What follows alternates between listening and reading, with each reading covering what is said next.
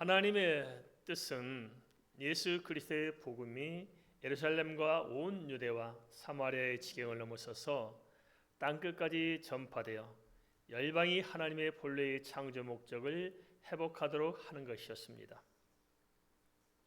이는 원시복음 또는 원복음이라도 하는 창세기 3장 15절부터 시작해 전 구속사를 통해서 오늘까지 계시되어 왔습니다.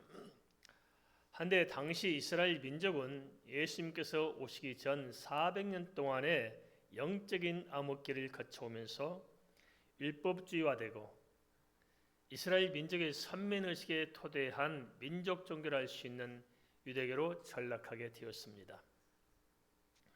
따라서 유대교는 기독교라 할 수 없는데 문제는 초대교회 당시 크리스찬들조차도 예수 그리스도를 믿는다면서도 사실은 토착화된 유대교의 율법주의와 유대 민족의 선민 사상에서 쉽사리 벗어나지 못하고 있습니다. 우리 역시도 마찬가지가 아닌가 싶습니다. 기독교가 들어오기 이전에 무속이 있었고 그리고 우리가 오랫동안 유교의 영향 아래 있었기 때문에 예수 믿는다 하면서도 실제는 무속적으로 예수를 믿고 유교 사상을 가지고 예수 믿는 것으로 혼란을 겪을 수가 있을 것입니다. 이러한 장벽을 깨뜨리고 복음의 물꼬를 세계 열방으로 열어젖히게 된 결정적인 역할은 철저히 성령의 역사에 있었는데 성령께서는 성령을 부어주시되 거기에 반응하는 사람 곧 영에 속한 사람들을 통해서 복음이 전파되도록 하신 것입니다. 요엘서 예언이 성취된 오늘 성령 강림 사건이나 이후에 계속 이어지는 초대교회 안에 성령의 역사나 사울의 다메섹 사건이나 그리고 베드로와 고넬과 만나게 된 전 과정 역시 성령의 역사였고 성령께서 친히 쓰시는 영에 속한 사람들을 통해서 권능을 나타내신 결과였던 것입니다. 성령의 역사가 없이는 이러한 유대교란 장벽과 온갖 우상과 당시 헬라의 철학 사상 그리고 정책인 시대의 상황을 꿰뚫고 나갈 수가 없었을 것입니다. 이 시대 우리도 마찬가지입니다. 성령의 손에 우리가 붙들려 있지 않으면 우리와 우리의 교회가 성령의 손에 붙들려 있지 않으면 이 세상에 우리가 함몰될 수가 있을 것입니다.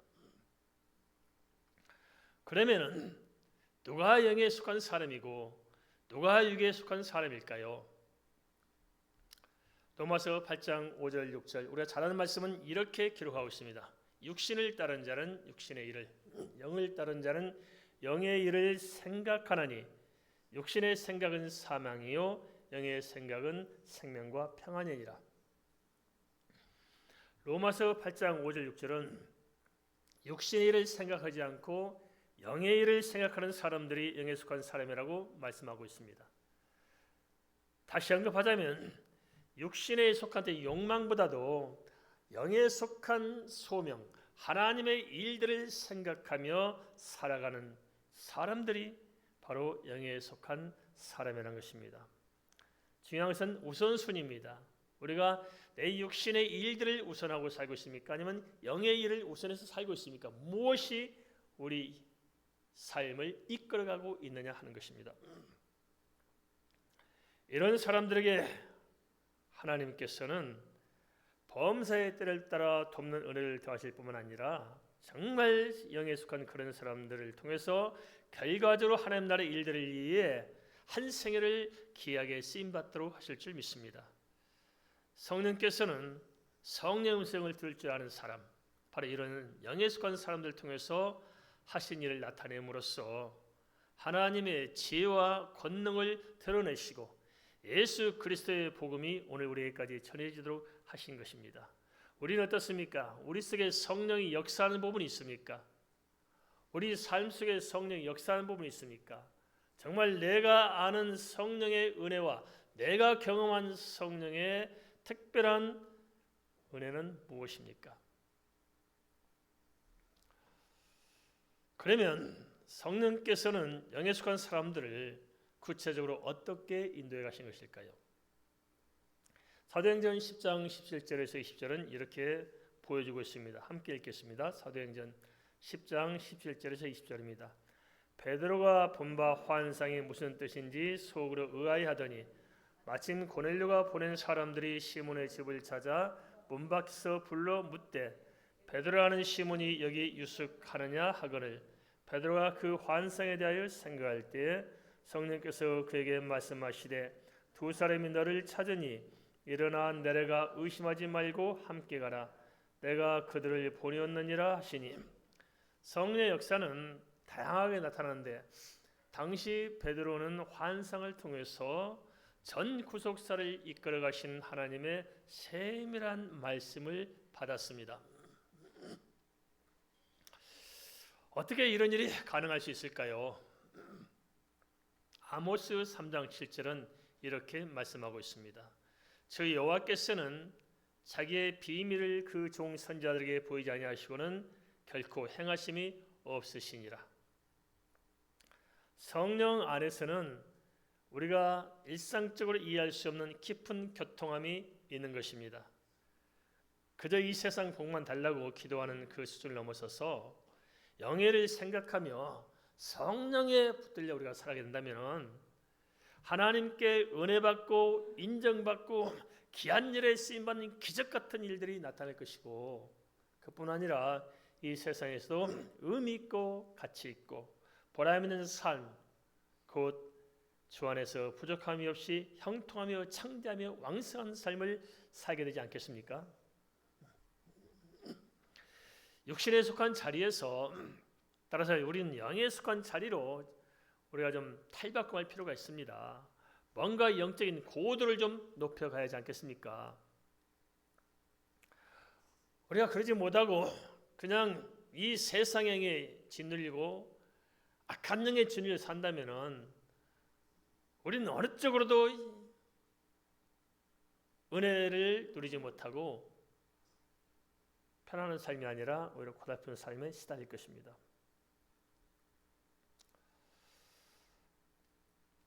따라서 우리가 예수 믿고 살면은 진짜 성령 역사가 무엇인지 실제적으로 체득하는 것이 필요하지 않을까요?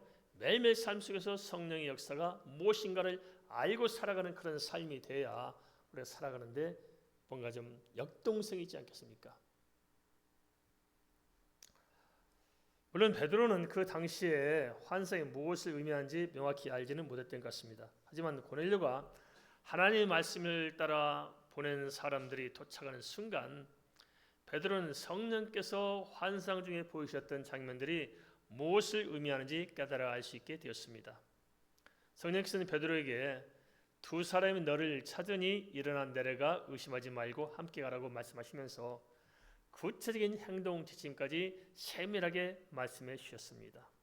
성령께 붙들리면 이처럼 성령께서 일마다 때마다 함께 하시며 성령께서 하신 일을 우리에게 나타내 주시기 때문에 예수 믿는 재미가 있을 줄 믿습니다. 중요한 것은 우리가 그런 자리에 서서 예수 믿고 살아가야 되는데 지금 떠나 있지 않느냐 하는 것입니다. 이렇게 말하면 굉장히 추상적인 것 같아요. 그러나 실제 그렇지 않습니다. 예수 믿는 것은 추상적인 것이 아니고 실제적이고 구체적인 것입니다. 눈에 보이는 것처럼 믿는 것입니다. 우리는 신앙생활은 막연하고 추상적인 것으로 생각하기 때문에 실제 우리가 예수 믿고 살면서도 어떤 실감을 못 느끼고 살고 있습니다. 그러나 그렇지 않습니다. 예수 믿는 실감이 나야 됩니다. 알겠습니까? 하루하루 예수 믿는 게 실감이 나야 예수 믿고 사는 것이지 그 아무런 내게 와닿는 것도 없고 뭐가 뭔지 모르고 이렇게 그냥 이렇게 신앙생활 한다고 하는 것 자체가 오히려 우리를 짓눌리게 만들고 힘들게 하지 않습니까? 성령의 역사와 하나님 행하신 일을 날마다 우리가 체득하지 못하고 살아간다면 예수 믿는 것은 이건 귀찮고 피곤한 일입니다. 힘든 일입니다. 그러나 아무리 예수 믿고 사는 것이 힘든 일을 할지라도 성령의 역사가 내 안에서 실제적이고 구체적으로 나타난다면 우리 예수 믿는 것이 신바람 나게 되어 있습니다. 어떻게 믿습니까? 예수 믿는 것은 재밌는 것입니까? 귀찮은 것입니까? 어때요? 진짜 예수 믿고 신납니까? 아니면 예수 믿는 것 때문에 피곤합니까? 신나야 하지요. 그런데 현지가 안 되는 게 문제 아니겠습니까? 예수 믿고 사는 것은 신바람 나는 것입니다. 믿으십니까? 이렇게 바뀌어야 되는 것입니다. 왜 안 바뀌냐? 우리가 성령을 떠나 행하기 때문에 안 바뀐다는 거예요. 예수님이 얼마나 신나고 얼마나 재밌는 건데요. 얼마나 기적 같은 일이 많은데요. 얼마나 신나는 일인데요. 빨리 그 자리를 찾아내시기 바랍니다. 이런 측면에서 영적인 세계에 우리 좀 안목이 좀 더 깊어져서 우리 모두가 온전히 성령이 좀 붙들려 한다는 것입니다. 성령이 역사해야 우리가 분별할 수 있는 지혜도 생겨요. 그리고 성령의 역사해야 영적인 권능이 우리에게 생기는 것이고, 성령의 역사해야 믿음도 강하고 담대해질 수 있는 것이고, 세상을 두려워하지 않고 우리가 마음 편하게 세상을 살아갈 수 있는 거예요. 성령이 붙들려야 마귀의 미혹도 이기고 온전히 성령의 인도를 받을 수 있는 것이 아니겠냐는 것입니다. 예수 믿는 사람들이 너무 움츠려 살고 있어요. 그렇죠? 너무나 그냥 마음이 다쳐가지고 불안하고 초조하고 근심 걱정 염려에 가득 채워져가지고 어찌할 바를 모르고 살아가는 것들, 삶에 짓눌려가지고 숨도 한 번 되도록 못 쉬고 살아서야 되겠습니까? 예수 믿으면서도 숨 좀 쉬고 사십시다.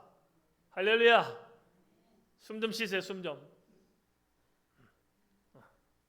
뭐가 그렇게 두렵고 염려 불안 초조해가지고 숨도 못 쉬고 살아가는지 말해줬습니다. 교회 오시는 표정들을 보면 하나같이 거의 다 그냥 관에 들어가야 될 표정들이세요. 어떻게 해야 되냐. 다 일주일 동안 너무 지쳐가지고. 이유가 뭘까요? 삶이 힘들어서요? 아니에요. 삶이 힘들지 않은 사람이 세상 누가 있을까요? 출세하고 성공하면 삶이 힘들지 않습니까? 출세하고 성공한 대통령이 제일 힘들어요.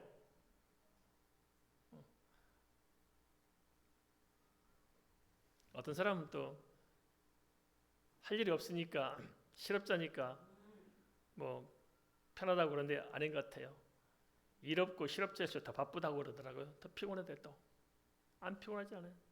환경, 형편, 처지를 떠나서 다 인간은 피곤해.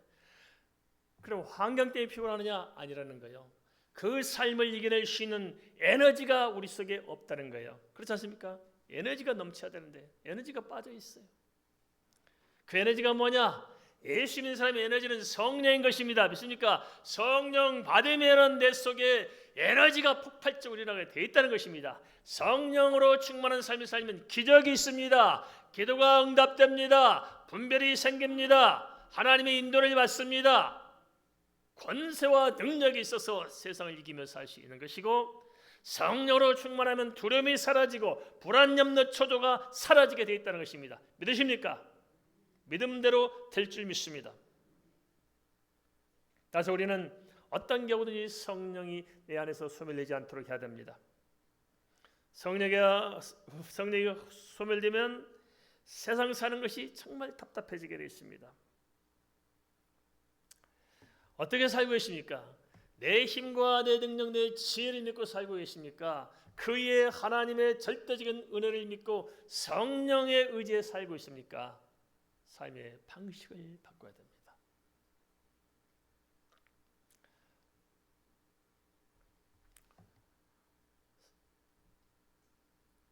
예수 믿는 사람은 기도하고 응답받고 성령의 인도를 따라 살도록 되어 있지, 내 힘과 내 지혜를 하나님보다 앞세워 살도록 되어 있지 않습니다. 그런데 우리는 예수 믿고 산다면서도 항상 내가 결정하고 하나님이 뒷감당하도록 만들었어요. 그죠?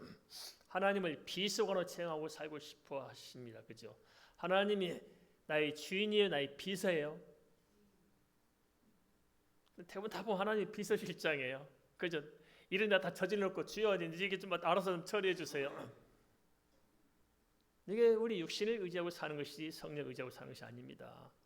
그래서 우리는 내가 결정하려고 하면 안 됩니다. 뭐든 내가 결정하면 안 돼요. 내가 결정하면 실패합니다. 반드시. 뭐 하느냐? 무슨 문제를 결정하든지 기도하고 하나님의 응답을 구하시면 성령께서 확실하게 확답해 주십니다. 알겠습니까? 우리가 그런데 내 마음대로 결정하고 싶은 이유는 뭘까요? 내 하고 싶은 대로 하고 싶은 거예요. 그죠? 내가 하고 싶은 대로. 하나님이 아니라 해도 싫어요. 내 마음이 그게 아니면 아닌 거예요. 성도들 보면 그렇습니다. 어떻게 하냐면 은혜 받았습니다. 그러거든. 은혜 받았으면 그럼 가만히 생각해보세요. 우리 은혜 받았다. 뭘 은혜 받았는데요? 아, 내 마음대로 뭐가 된 것 같아. 그럼 은혜 받은 거예요. 그죠?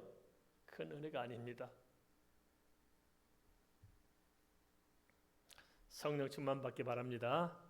성령 속으로 들어가고 성령 내 안에서 흘러 넘쳐야 됩니다. 그런데 어떤 사람은 그렇게 생각해요. 습성이 젖는 게 뭐냐면은 이렇게 살아도 문제가 없지 않느냐. 아무 문제가 없지 않냐. 내가 이렇게 잘 살아왔다. 그런데 뭘 성령 충만 받고 살아가느냐. 그런데 그게 더 큰 문제입니다. 성령 의지 않고 내 마음대로 내 뜻대로 살아도 아무 문제 없고 잘되고 형통하다. 그런 사람들을 가리켜서 성경은 버림받았다 이렇게 이야기합니다. 알겠습니까? 버림받은 거예요. 잘 깨달아야 됩니다. 그래서 우리가 어쩌든지 이런 사실들을 명확히 깨닫고 우리의 이 방향을 바꿔서 하나님의 은혜를 좀 회복해야 됩니다. 성령으로 우리가 좀 옷을 입어야 됩니다. 그런데 시편 107편 9절은 이렇게 말씀하십니다. 그가 사모하는 영혼에게 만족을 주시며 줄인 영혼에게 좋은 것으로 채워주심이로다. 어떻게 해요? 사모하면 됩니다. 알겠습니까?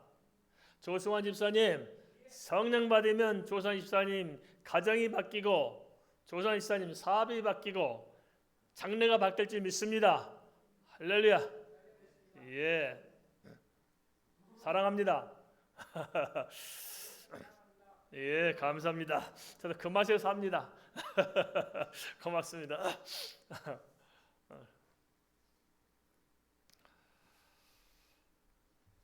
우리가 좀 사모하십시다. 그죠? 예수 믿고 살면은 최소한 예수 믿는 것이 무엇인지는 알고 살아야 할 거 아니겠어요? 그죠? 그냥 교회 왔다 갔다 하는 게 예수 믿는 것이 아니고 진짜 하나님이 계신가 아닌가, 주님이 진짜 그리스도는 아니냐, 성령이 계시다는데 성령 어떤 분이냐 한번 좀 들이받고 좀 깨지든지 멋지게 되든지 한번 부딪혀보고 결단하고 좀 믿어야 할 거 아니겠어요? 그죠? 알고 믿어야죠. 알고. 그래 참 하나님이 하신 일은 정말 놀랍습니다. 정말 놀라요. 지난번에 만난 분이 저는 어떻게 예수 믿었냐고 묻더라고요. 어떻게 예수 믿게 됐느냐. 저는 4살쯤 한국 나이로 5살 때, 그러니까 만 4살쯤 그때쯤 예수 믿었습니다. 일찍 믿었죠. 그런데 어떻게 믿었냐? 제가 사는 곳은 완전히 산골짜기입니다. 그래서 면소재지도 한참가에 면소재가 있고 우리 동네 예수 믿는 사람들은 없었을 거예요. 면소재 교회 안에 있었어요. 나중에 알게 된 거죠. 그런데 우리 집안은 온통 우상숭배하고 동네 다 그런 분위기 아니에요. 시골들 다 이렇게. 네. 어떻게 예수 믿었겠어요? 믿을 수가 없는 거죠. 그런 속에서 우리 집도 매번 이렇게 모습인들 불러다 놓고 굿하고 맨날 이러는 집안인데, 근데 제가 한 3살 반, 만 3살 반, 4살쯤 됐을 때 그러는데 그때 당시 시골들은 다 일하러 가잖아요. 근데 지금 어렴풋이 기억하기에는 이제 나이가 들어 생각해 보니까 5월쯤 된 것 같아요. 식구들이 아무도 없고 저 혼자만 남은 거예요. 아침에 그래서 혼자 우두커니 집 앞에 있는 토방에 서서 저쪽 동쪽 하늘을 바라보고 있었는데요. 그 산에서 햇빛이 얼마나 맑게 들어오는지 5월이 햇살 참 좋은데 5월에 비치는 햇살보다도요 비가 없이 엄청난 햇살의 그 밝은 빛이 탁 제 밀려오는데 제 마음에 갑자기 이상한 평화가 밀려오더라고요. 그 어린 나이지만 내 마음에 너무 이상한 평화가 밀려오면서 저는 교회가 뭔지 예수가 뭔지 전혀 몰랐는데 제 머릿속에 무슨 생각이 퍽 드는 마음속에 나는 교회 가야 되는다는 생각이 들더라고요. 교회가 뭔지도 몰랐는데 나는 교회를 가야 된다는 거예요. 그때 교회가 뭔지도 모르는데 나는 교회 가야 되는데 어렴풋이 교회라는 단어 하나 들었는지 어쩐지 모르겠지만 나는 교회 가야 된다는 생각이 들었어요. 그런데 그 나이에 제가 교회가 뭔지 어디가 교회인지 알 수 있어요? 없어요? 모르잖아요. 그런데 뭔가 씌어가지고 제가 집을 나갔어요. 혼자서 집을 나가서 한참 어디 쏘다니다 딱 가보니까 그게 교회였어요. 그래서 주일학교에 참석했습니다. 제 발로 걸어가지고 갔는데 하나님께서 저를 전도하셨어요. 그런 일들이 제가 살아가면서 여러 번 겪었습니다. 고비 때마다 얼마나 많은 일들이 있는지 다 말할 수가 없습니다. 뭐 제 간증이나 하려고 한 건 아니고 성령께서는 살아계셔서 우리를 인도하십니다. 믿습니까? 살아계셔 인도하셔요. 말이 나왔으니까 하나만 더 하십시다. 뭐 이건 제가 오늘 그 기록한 설교문은 제가 오늘 다 해서 보내드릴게요. 읽으시고 편하게 좀 오늘 좀 한마디 더 하십시다. 저는 그렇게 하여튼 뭐 사연도 많지만 어쨌든 간에 결국 하나님께 무릎 꿇고 제가 이제 총신대학원에 입학하게 됐는데 총신대학원 1학년 마치고 2학기 시작하는 때였습니다. 한 주 보내고 두 번째 2학기 두 번째 서당동 그때는 양재 수업했지 양재 수업에 딱 들어갔는데 1학년 2학기 때였습니다. 제가 생각할 때 저는 도무지 목사가 될 자신도 없고 그만두고 싶은 거예요. 목사가 자신도 없고 그만두자. 뭐 목사가 될 의욕도 없고 또 뭐 목사로 사는 것도 그렇고 저는 원래부터 목사 안 되려고 발병치다가 이렇게 코끼가 가게 됐는데 그래서 그때 김희보 교수님께서 우리 전체 학생들 한 400명 정도 큰 강당에서 수업을 하셨어요. 그 1학년 수업을 하셨고 점심 먹고 오후 첫 시간인데요. 그때 뭐냐면 구약 이스라엘사를 가르쳤는데 제가 무슨 생각이냐면 이번 이 한 수업만 끝나면 그냥 보따리 싸고 내려오려고 마음을 먹었어요. 그런데 무슨 생각이 드냐면 내가 그렇게 하나님과 이렇게 연단 속에서 여기까지 왔는데 내 마음대로 그만뒀다가는 하나님께 무슨 꼴을 당할지 모르겠더라고요. 그래서 이 책임을 하나님께 돌리고 난 빠져날 길이 없을까 생각했습니다. 그래서 그렇게 기도했습니다. 하나님, 내가 이제 신학교를 그만두려고 합니다. 한데 하나님께서 나를 기억하신 증거를 보여주시면은 내가 신학을 계속 하라는 것을 알고 하나님께서 아무 대답이 없으면 하나님께서도 나에게 그래 그만둬 줬다고 허락하신 걸로 믿겠습니다. 하고 그다음 한마디 더 없어요. 대신에 기도가 끝나는 즉시 하나님의 확답을 내게 보여주세요 기도했거든요. 그리고 아멘 하려는 순간에 무슨 일이냐면 갑자기 강의하다 말고 교수님이 딱 보더니 김장환 전도사 일어서 그러더라고요. 그래서 제가 놀래가지고 그냥 기도 끝나자마자 일어섰습니다. 그런데 왜 그러냐니까 괜히 멀쩡히 수업하다가 뜬금없이 무슨 질문을 한다고 이름을 불렀을 거예요. 그런데 저를 지명해서 불렀어요. 저를 지명해서 제가 얼마나 당혹스러웠는지 한 20년 전에 30년 전에 제가 이옥재 목사님께 처음 그 이야기를 했던 기억이 나요.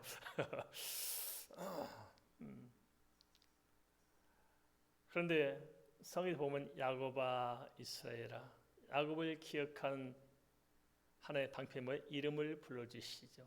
하나님께서 나는 여호와라 당신을 말할 때 이름을 이야기해 주잖아요. 그래서 하나님께서 나를 쓰시기로 작정한 제 종연한 사실들을 알고 거역 못하고 이렇게 왔습니다. 근데 이런 게 한두 건이 아니에요. 모든 게 성령께서 하신 일들 우리가 생각할 때 이렇게 뭐 목회하고 선교하고 이 모든 일들이 그냥 뭐 사람의 일처럼 보일지 모르지만 아닙니다. 이 고비마다 이 하나님께서 역사하신 이것들이 정말 얼마나 기가 막힌 역사들이 많은지 성령의 역사가 얼마나 기가 막히게 이렇게 구체로 함께 하시는지 말할 수 없습니다. 그래서 저도 그런 생각이 듭니다. 우리 교회 우리 식구들도 좀 이렇게 좀 깊이 있게 정말 믿음의 비밀 성령의 개별적인 은혜를 좀 몽땅 받았으면 좋겠다 싶어요. 할렐루야. 그래서 예수님 매주마다 간증거리가 있어야 됩니다. 뭐가 있어야 된다고요? 간증거리가 있어요.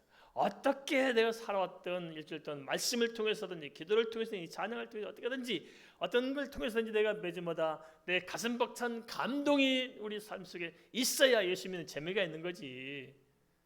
그게 없으면 그냥 희마리가 없는 거야. 성령의 놀라운 역사가 우리 가운데 있기를 축원드립니다. 할렐루야. 성령의 은혜로 고넬료가 보낸 사람들은 베드로를 만나게 되었는데요. 사도행전 10장 21절 23절을 살펴보면 이렇게 기록하고 있습니다. 같이 한번 보겠습니다. 사도행전 10장 21절 23절. 베드로가 내려가 그 사람들을 보고 이르되 내가 곧 너희가 찾는 사람인데 내가 무슨 일로 왔느냐. 그들이 대답하되 백부장 고넬료는 의인이요 하나님을 경외하는 사람이라. 유대 온 족속이 칭찬하더니 그가 거룩한 천사의 지시를 받아 당신을 그 집으로 청하여 말을 들으려 하느니라 한데 베드로가 불러들여 유숙하게 하니라. 이튿날 일어나 그들과 함께 갈새 요바에서 온 어떤 형제들도 함께 가니라.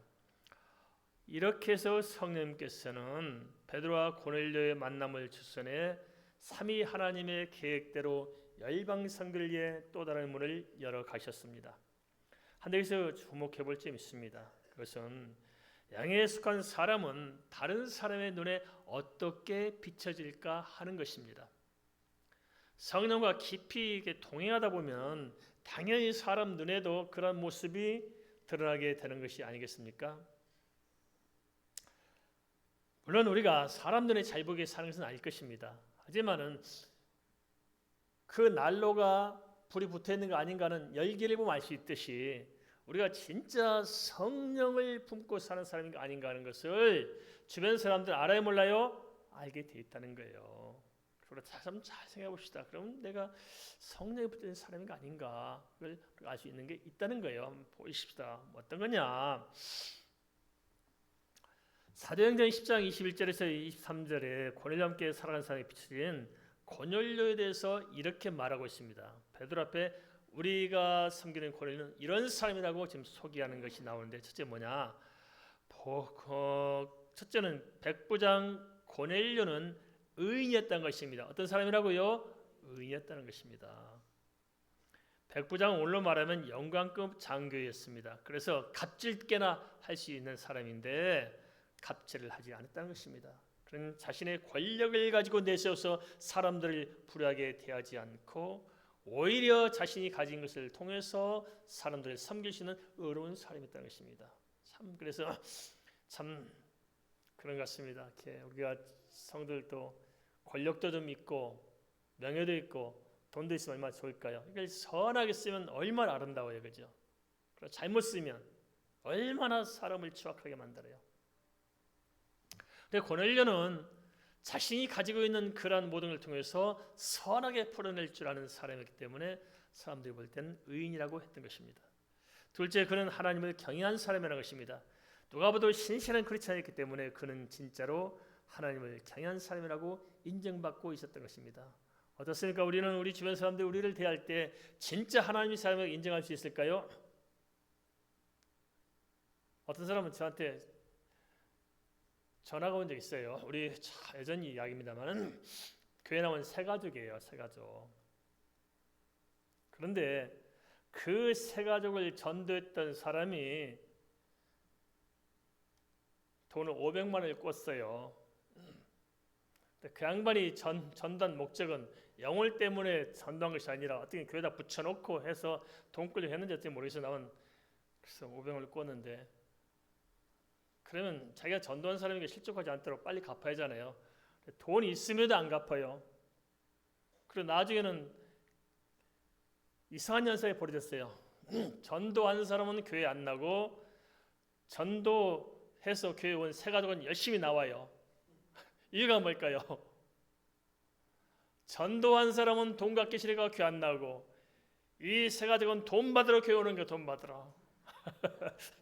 교회가 이상해. 그래서 새 가족이 열심히 교회 출석하고 이 사람은 교회 안 나와.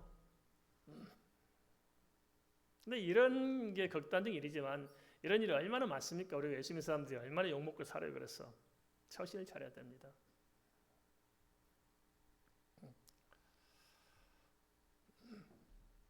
그리고 세 번째는 온 유대 족속으로부터 칭찬을 받고 있는 사람이라고 언급하고 있습니다.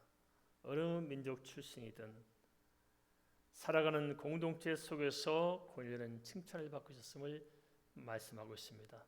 칭찬받는 사람이 되어야 됩니다. 알겠습니까? 다른 사람이 나를 볼 때 칭찬할 만한 사람. 네 번째로 고넬료는 거룩한 천사의 시를 받은 사람이라고 말씀하고 있습니다. 이로 고넬료는 영적으로 깊이가 있는 영에 속한 사람임을 암시하고 있습니다. 다섯째, 고넬료는 베드로를 청해서 말을 드리려고 했다고 기록하고 있는데요. 여기서 말은 성령께서 조명하신 하나님의 말씀을 의미합니다. 이를 통해서 보면 고넬료가 하나님의 말씀을 향해 얼마나 사모하며 살았는지, 하나님 말씀대로 살고자 얼마나 그가 헌신적으로 살아왔는지 하는 것을 잘 알 수 있습니다. 우리가 다른 사람들에게 칭찬받으려고 다른 사람을 의식하며 사는 사람과 하나님을 향해서 정말 온전한 마음으로 살아가는 사람들과는 좀 다른 게 있는 것 같아요. 사람들의 칭찬을 의식하며 살아가는 사람들은 참 그래요. 한계가 있어요. 사람들이 없으면 또 제자리로 돌아가. 그런 사람 많이 있습니다. 저도 좀 오늘 좀 이렇게 좀 겉도는 것 같아서 그렇습니다만 제가 사역하면서도 그런 사람들 목격해요. 같이 이렇게 교회를 섬기는데 이제 부역자를 섬길 때 보니까 담임 목사가 보고 말건 자기 알아서 열심히 하면 되잖아요. 그런데 혼자 열심히 교회 청소하고 있는데 자기는 뺀질뺀질하고 있다가 담임 목사 오니까 얼른 가서 빗자루를 쓰고 열심히 하고 오더니 또 가니까 또 팽개쳐 얼른 도망가고 있대요. 그런 사람 있어요. 얼마나 이게 얄미운지 이렇게. 절대 그런 사람 상종 안 합니다. 그런데 결국 그런 사람들은 안 풀려요. 뭐에도 쓰임받지 못해. 그냥 끝나는 거예요. 진짜 하나님은 중심을 보십니다. 할렐루야. 진짜 중심을 보셔요. 이 사실을 좀 알아야 되는데 많은 사람들이 모르고 살아갑니다. 머리는 알지만 가슴으로 모르는 거죠. 이렇게 영적으로 못 깨닫는 거죠.